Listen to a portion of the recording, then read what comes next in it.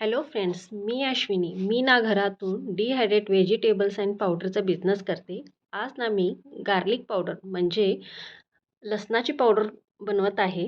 मी तुम्हाला सांगते ते पहिला डिहायड्रेट करून घेतलं. त्याच्यानंतर अशा ग्राइंडरमधून म्हणजे तुम्ही गिरणी म्हणा किंवा असं वाटायची मशीन असते त्याच्यातून ना मी हे लसूण हे सगळं लसूण वाळलेलं लसूण डिहायड्रेट केलेलं लसूण ह्याच्यातून गिरणीतून बारीक करून घेत आहे. हे लसूण जवारी असल्यामुळे ह्याच्या पाकळ्या बघू शकता छोट्या छोट्या आहेत. हे हायब्रिड लसूण नाही आहे, हे प्युअर लसूण आहे. त्याचे मी असे छान असं गिरणीमधून तुम्हाला दिसावं असं दोन्ही साईडनं पण मी दाखवत आहे. बारीक करून घेत आहे. मी थोडा थोडा लसूण वरच्या साईडनं असं घालत आहे. एकदम नाही घालायचं, असं थोडं थोडं करत घालायचं. आता बघू शकता छान असं फाईन अशी पावडर बनलेली आहे, एकदम बारीक अशी. आणि ह्याला असं मी साईडला लागलेलं मी सगळं काढून घेत आहे.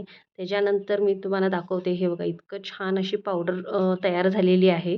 त्याच्यानंतर मी हे चाळून देखील घेत आहे, कारण की काही पाकळ्या वगैरे असल्या तर त्या निघून जातील. कारण की लई चाळायचं नाही, वरच्यावर चाळून घ्यायचं. वरच्या पाकळ्या सगळ्या त्याच्या छान असं काढून टाकायचं. मी हे सगळे माझी लसूण चाळून घेतली.